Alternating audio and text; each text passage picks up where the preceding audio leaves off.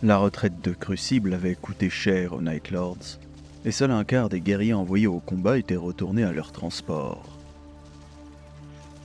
Les loyalistes avaient désormais l'avantage du nombre et la surprise, et le Night Hunter étant incapable d'intervenir, les Dark Angels vengèrent avec une fureur froide les morts d'Isvan V, fureur que les Night Lords ne purent égaler. Il n'y avait qu'un seul destin pour les traîtres qui n'avaient pas fui la surface,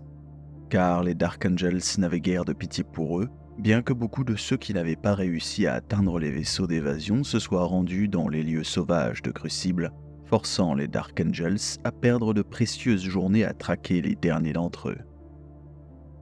Malgré cette petite aubaine accordée par la mère défiance de leurs camarades, les Night Lords n'avaient plus beaucoup d'options, tant ils étaient nombreux à giser morts au milieu des décombres de l'ancienne grande spire de la ruche de Crucible.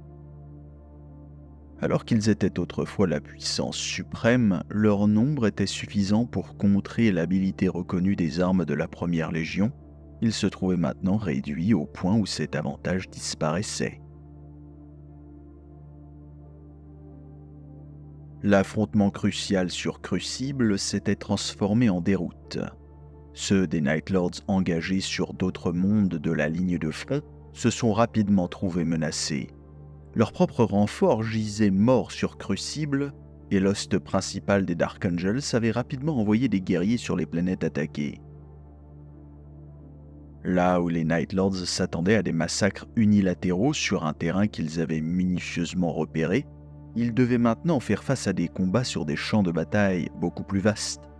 Un pari qu'ils ne pouvaient pas se permettre d'engager avec un ennemi aussi capable que la Première Légion. Plusieurs des Night Lords, voyant leurs chances de gloire ou de pillage limitées dans les batailles qu'ils menaient, se sont simplement retirés du combat sans engager les forces renforcées des Dark Angels. Sur Irdek, les Night Lords, soudainement assaillis par 3 nouvelles compagnies de Dark Angels qui quittaient leur orbite, firent exploser les immenses champs de mines des loyalistes qu'ils avaient précédemment cartographiés et battirent en retraite, alors que des vagues de shrapnel et de forces de concussion se répandaient comme des tempêtes sur le champ de bataille, mais conservèrent toute la puissance de combat des forces qui leur restaient. Certains ont considéré les tactiques des Night Lords comme déshonorantes, voire lâches, mais avec le recul, leurs actions ont permis à la 8e Légion de rester apte au combat dans ce qui aurait pu être un désastre complet.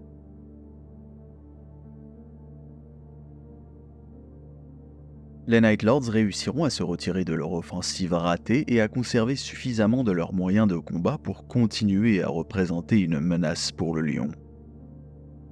Même le Night Hunter échappa à la flotte vengeresse de la Première Légion et retourna à la forteresse à moitié construite sur Tsagwalsa, où il tomba une fois de plus dans une absence morose.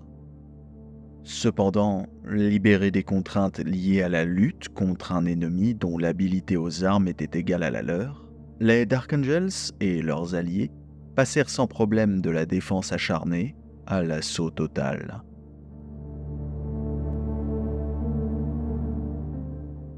Les forces du Monde Forge de Tigrus, situées à proximité, ouvrirent un nouveau front, puis attaquèrent à travers le monde de Verstone dans le secteur d'Aegis, dont la conquête avait ralenti leur arrivée à Crucible. Cet assaut sur les mondes des traîtres du secteur d'Aegis fut un coup dur pour l'effort de guerre des renégats, les privant d'une autre source d'approvisionnement, car les seigneurs d'Heraldor et de Memlock tournèrent les armées et la production de leurs usines vers la défense de leur propre domaine. La principale force des armées du Lion s'enfonça davantage dans le secteur de Tramas, les Night Lords ne combattant que là où ils pouvaient obtenir un avantage sur leurs ennemis dans le système local et abandonnant leur position pour se replier face à une force dont le nombre annulait tout avantage que les légionnaires Astartes détenaient au combat. Le Night Hunter s'étant retiré sur Tsagwalsa avec les plus dévoués de ses guerriers, il incombait à chaque seigneur de guerre sur la ligne de front de décider de sa propre stratégie. Autre inconvénient face à la structure de commandement unifié des loyalistes, où le Lion exerçait seul le commandement de la grande stratégie de la croisade de Tramas.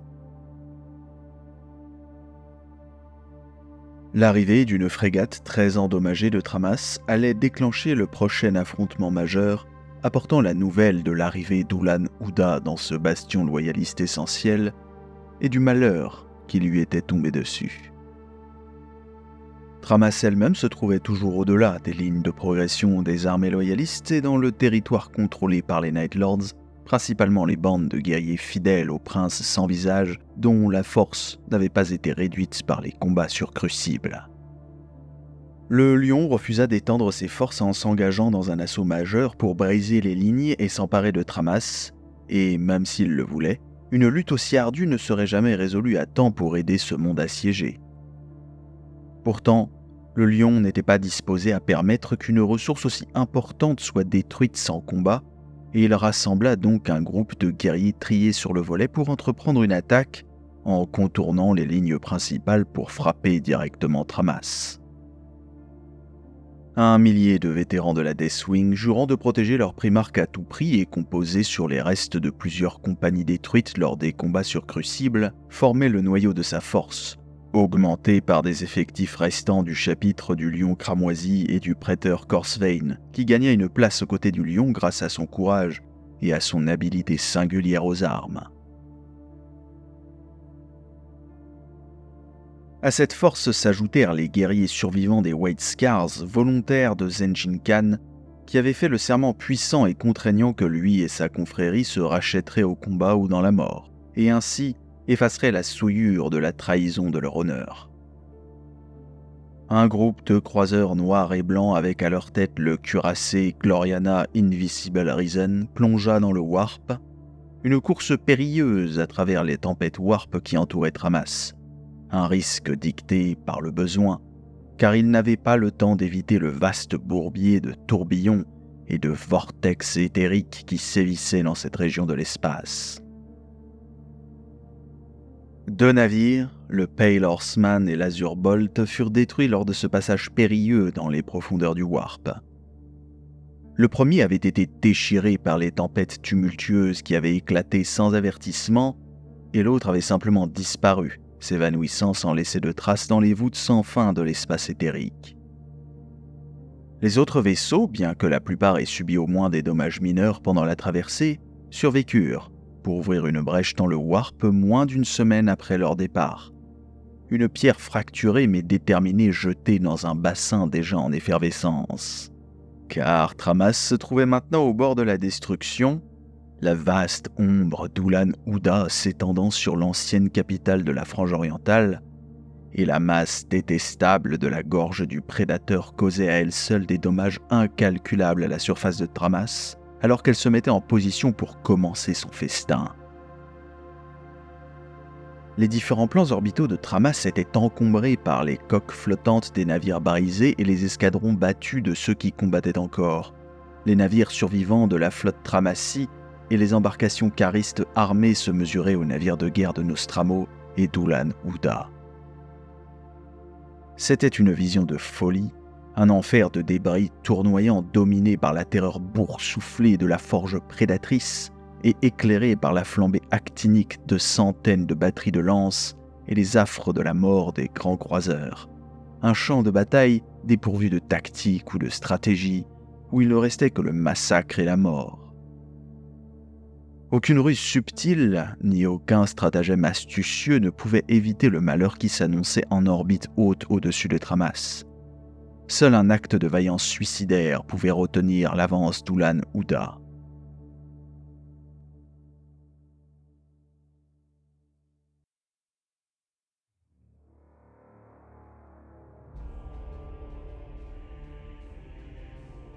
Le Lion n'hésita pas, et les canons de l'Invisible Risen ont rugi plein défi alors que l'ancien navire avançait dans la mêlée, les autres navires de l'escadron prenant position à ses côtés.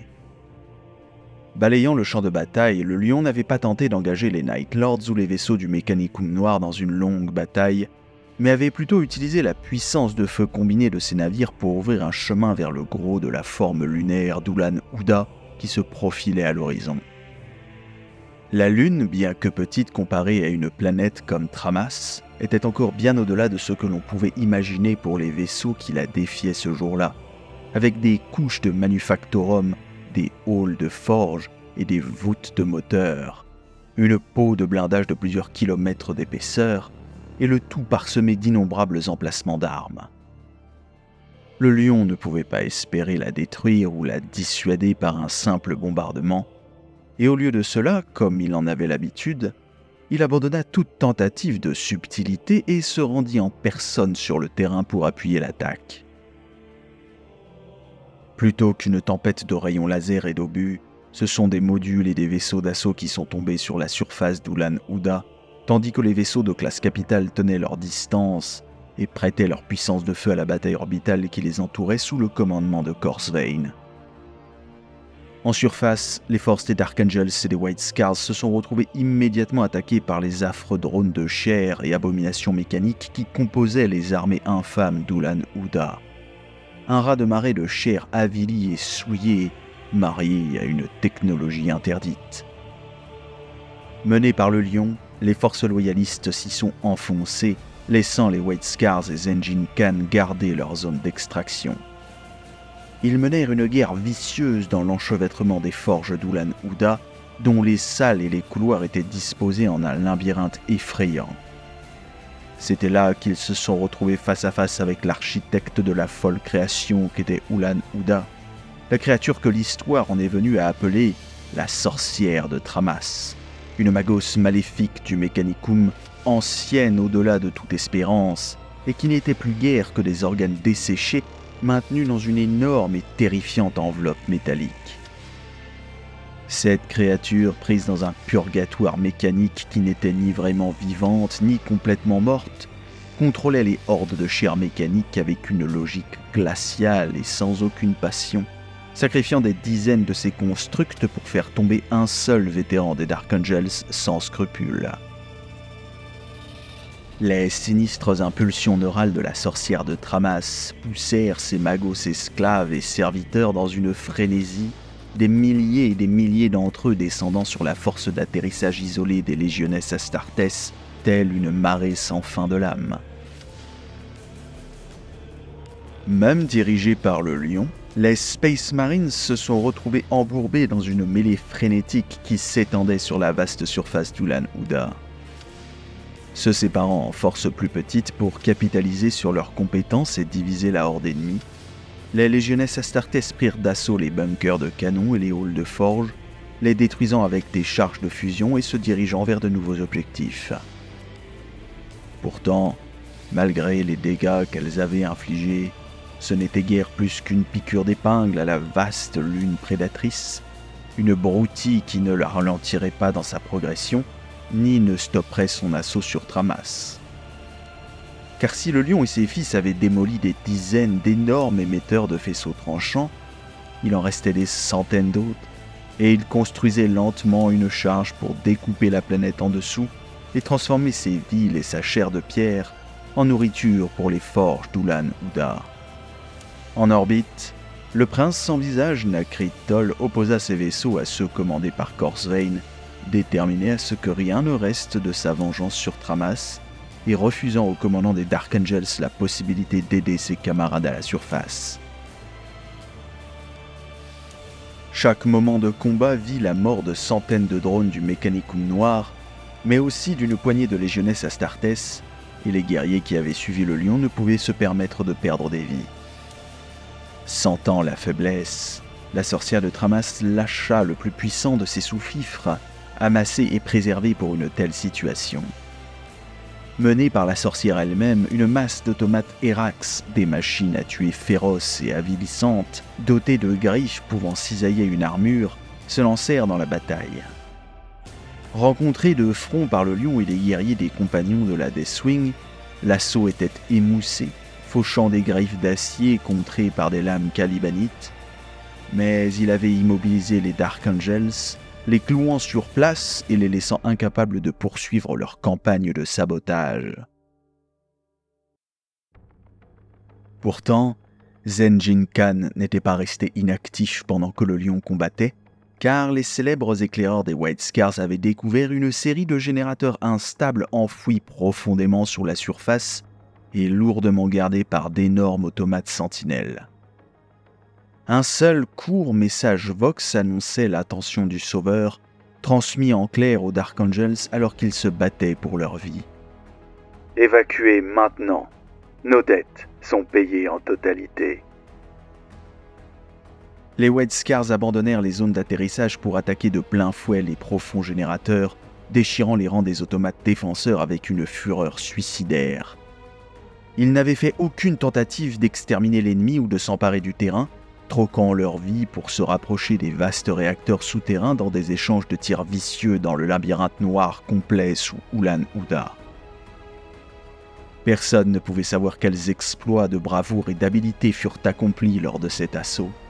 Une poignée de guerriers désespérés, vêtus de la blancheur de la Légion du Grand Khan, s'étaient opposés à une horde de machines horribles. Mais c'était un exploit que peu d'individus auraient pu égaler, même parmi les légionnaires Astartes. Les quelques survivants qui avaient réussi à atteindre les noyaux du générateur central, en haillons et ensanglantés par la bataille, firent exploser les charges de fusion qu'ils avaient portées à travers cet enfer noir, déclenchant une chaîne d'explosions dévastatrices dans le cœur caché d'Ulan-Uda.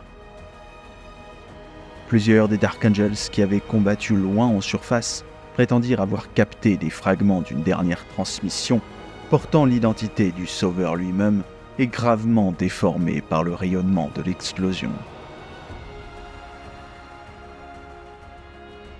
À la surface, des systèmes avaient commencé à s'effondrer sur toute la Lune, alors que sa surface se déformait et tremblait sous l'effet de la fureur du Sauveur. La sorcière et ses serviteurs avaient été plongés dans le chaos par la défaillance des lésions clés de la noosphère, tandis que les Dark Angels se frayaient un chemin à travers la horde vers l'une des vastes flèches qui jaillissaient de sa surface. Plus qu'une simple guerrière, la sorcière de Tramas avait déchiré les membres de la première légion qui la défiait, les griffes énormes de son armature de guerre assez forte pour tordre la céramite avec facilité, et son armure résistante à toutes les armes, sauf les plus puissantes. La maîtrise de l'épée des champions des Dark Angels étant dénuée de sens face à une telle force brute, et leurs tirs de bolteurs futiles malgré l'habilité au tir des guerriers de la première légion. Même la puissance de feu des Dreadnoughts des Dark Angels et des escouades de lance-flammes spécialisées fut vaine, déchirant des trous dans le châssis baroque de la sorcière, mais incapable de frapper les éléments critiques dissimulés au cœur de cette immense terreur biomécanique. Il semblait qu'ici, au moment de leur victoire, la première légion ne pourrait pas s'échapper, piégée sur la forge lunaire défaillante alors qu'elle périclitait, et n'obtiendrait qu'une mort ignominieuse en récompense de son héroïsme.